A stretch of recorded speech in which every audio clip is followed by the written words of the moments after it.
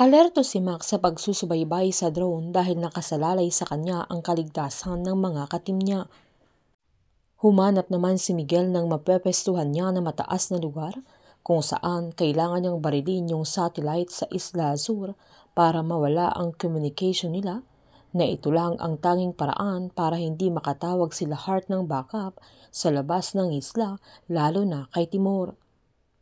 Sakto namang kausap ni Hart yung mami niya kung saan sinaad niyang hindi siya ang may kagagawan sa pagsabog sa port, kaya may ibang gumawa sa pagpapasabog at kailangan niyang protektahan yung security ng mga negosyo ni Timur para hindi mauwi sa wala yung mga pinaghirapan nilang mag-ina, na yun ang habol nila dahil dapat ay para sa kanila ang mayaman ni Timur na inagaw niya sa kanyang papa. Nagulat naman ang dalaga nang biglang naputol yung linya, na wala silang kamalay-malay na pinuntirya ni Miguel yung satellite nila. Magkakasama naman sila JB, Andres at Tomas, na agad namang bumaba si Miguel papunta sa area nila kung saan unti-unti nilang napatumba yung mga security sa area na hindi sila nakakapagpaputok sa Section 1 ng kanilang area. Agad namang nakita ni Max na madaming security sa dadaanan ng kanyang katim papunta sa kwarto ni Donato, kaya naman sinanyasan ni JB ang mga kasama niya na umikot na lang sila, lalo't puro armado yung mga security sa labas ng kwarto ng binata.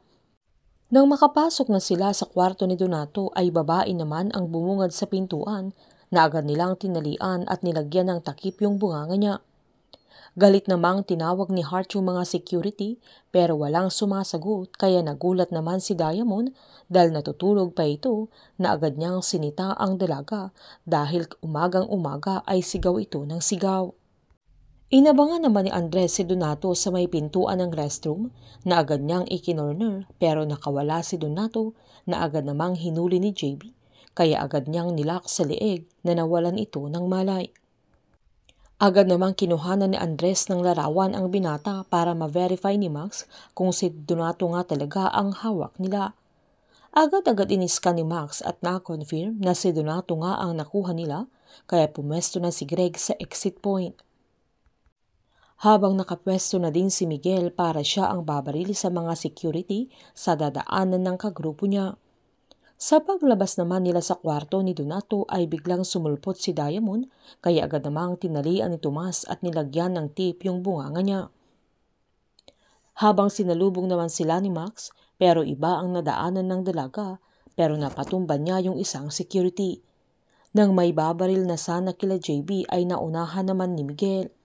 Sakto namang umiikot si Clover, kaya nakita niya si Diamond na nagpupumiglas dahil nakatali ito at nakatape yung bunganga niya, na agad niya itong tinanggal, kaya giniit ni Diamond na may dumukot kay Donato, na agad namang tumawag ng security si Clover pero walang signal, na kahit sigaw ito ng sigaw ay walang security na lumalapit sa kanila, kaya agad-agad itong nagpaputok at nang nagsidatingan ang mga security nila ay sinabi ni Clover na may dumukot kay Donato, kaya kailangan nilang hanapin, at agad naman niyang sinabihan si Hart na may lumusob sa kanila. Nang papalabas na sila JB ay balisa ito dahil wala si Max at hindi ito sumasagot, nang saktong tumatakbo ang dalaga at madaming humahabol sa kanya ng mga security. Nanlaban naman sila JB, Andres, Miguel at Tomas habang dala-dala nila si Donato, na agad namang pinauna ni JB ang mga kasama niya, na agad din siyang tumakbo nang makarating na ang mga security sa may bomba na tinanim nila, kaya nakalayo na ang mga ito. Nang naglalakad na sila ay pinahinto sila ni JB para lagyan ng proteksyon si Donato dahil kailangan nilang mailabas sa Isla Azur ng buhay. Agad namang tinanong ni Donato kung pera ang kailangan nila, na agad namang minura ni Andres, sabay ginit niyang siya ang kailangan nila at hindi pera, sabay tumuloy na sila sa paglalakad. Agad namang chinek ni Max yung exact location nila habang sinabihan sila ni Donato na hindi sila makakalabas doon ng ligtas dahil mas masahol pa sa ahas ang mga nasa Isla Azur, kaya uminit yung ulo ni Tomas na nagawa niya itong suntukin. Nang nasa maluwang na silang daanan ay bigla silang pinahinto ni JB dahil parang may paparating at nagulat sila nang may isang sasakyan na puno ng mga security na agad silang pinaulanan ng bala kaya agad silang nanlaban pero tumakbo rin ang mga ito.